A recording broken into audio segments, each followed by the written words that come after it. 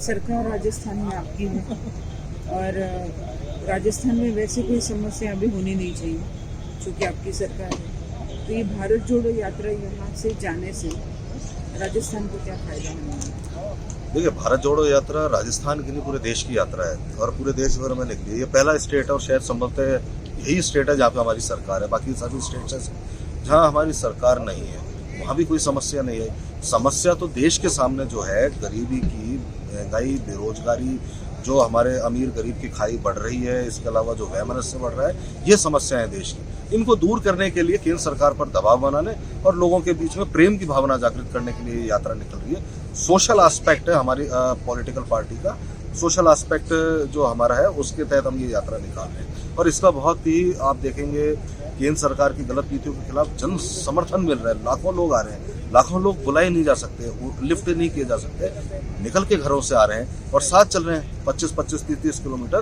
तो ये बताता है कि केंद्र सरकार की आर्थिक नीतियां गलत हैं और जो वैमनस्य बढ़ रहा है उससे लोग परेशान हैं। तो समर्थन इसलिए हमें मिल रहा है। अभी आपको लगता है कि 2024 में कुछ चित्र बदलेगा? क्योंकि फिलहाल तो ऐसा कुछ नजर नहीं आ रहा।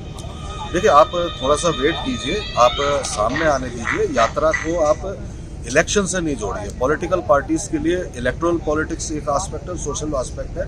तो हमारी ये ड्यूटी है जनता को जोड़ना, जनता के लिए कार्य करना, ये ड्यूटी है। लेकिन एक चीज मैं आपको बता देता हूँ, बीजेपी का जो ये नारा हुआ करता था कि मोदी नहीं तो कौन, ये तो फेल हो चुका है। राहुल गांधी जी के खिलाफ उनकी इमेज टार्निश करने के लिए, खराब करने के लिए जो लाखों करोड़ रुपया खर्च किया गया, वो तो सब आज इस यात्रा के बाद वो सब चीजें उनकी पता पड़ गई कि बेईमानी पूर्वक ये कार्य था। और आज राहुल गांधी जी का जो असली व्यक्तित्व है वो जनता के सामने है। वो बात करते हैं, सबसे जवाब देते हैं, मिलते हैं, भाषण नहीं देते हैं, वो लोगों से मिलते हैं, हजारों लोगों से रोज मिल रहे हैं, उनकी बातें सुन रहे हैं, लोग उनके बारे में जान रहे हैं। तो ये एक जो कहना चाहिए कि जो हमने मास कनेक्टिंग हमारा प्रोग्राम था ये सफल रहा है। सत्ता में सत्ताधारी पक्ष का ये भी कहना है कि ये प्रायोजित है पूरा ये ड्रिल और ये राहुल गांधी की इमेज मेकओवर के लिए ही किया जा रहा है। तो इसको आप कितना समझते हैं? देखिए, मास कनेक्ट प्रोग्राम है तो मास कनेक्ट प्रोग्राम के तहत हम मासेस से जुड़ रहे हैं, मासेस हमसे जुड़ रही हैं, मिल रहे हैं। प्रायोजित तो लाखों लोगों की भीड़ हर स्टेट में हो नहीं सकती। उनके स्टेट में जहाँ पे बीजेपी रूल्ड स्टेट्स हैं वहाँ पे क्या हुआ? बीजेपी यहाँ पे हमारे पैरेलल जो है एक यात्रा निकाल रही है, जन आक्रोश यात्रा। जन आक्रोश यात्रा में विपक्ष की भूमिका भी नहीं निभा पाए तो 100 लोग भी इकट्ठे नहीं हो रहे उनके। तो यहाँ पे अभी जेपी नड्डा जी आए थे, इनके राष्ट्रीय अध्यक्ष हैं। बीजेपी को तो माना जाता है कि मास मैनेजमेंट में बहुत माहिर है, लेकिन 40% जो चेयर्स थी खाली थी जयपुर राजधानी में। जेपी नड्डा जी का भी 15 दिन पहले प्रोग्राम हुआ है, मीटिंग में लोग नहीं आए तो नहीं आए।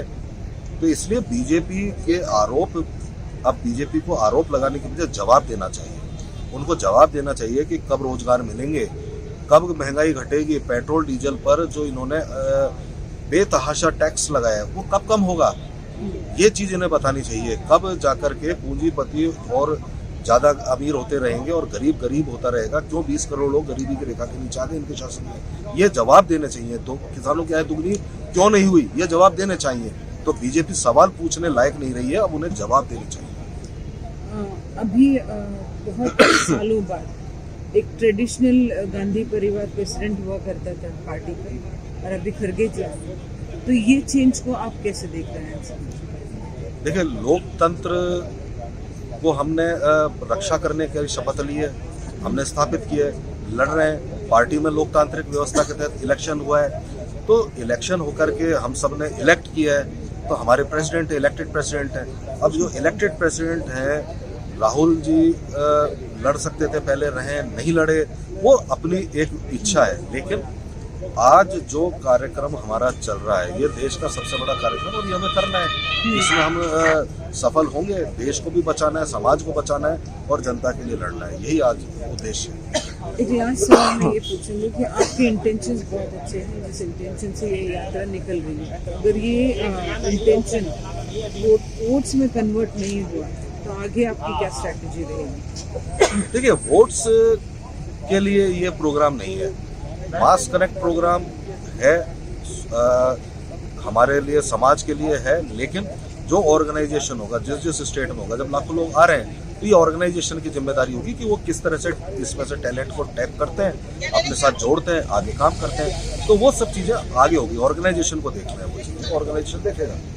आज कार्यकर्ता आप क्या देखते हैं? देखिए एज ए कार्यकर्ता मैं ये देखता हूँ कि आज इतने दिन का जो हमने काम करते हुए देखा, हम जोश के साथ काम कर रहे हैं, बिना थके काम कर रहे हैं। हमारा सबसे बड़ा नेता अगर आज 3700 किलोमीटर की यात्रा कर रहे हैं तो वो एक इंस्पिरेशन है, ये इंस्पिरेशन है और इस इंस्पिरेशन से हमें सबको ताकत मिली है। ताकत के साथ कहना चाहिए कि एक एंथुसियाज्म के साथ काम करने का मौका मिला है। जनता के लिए एक कोई एडवाइस?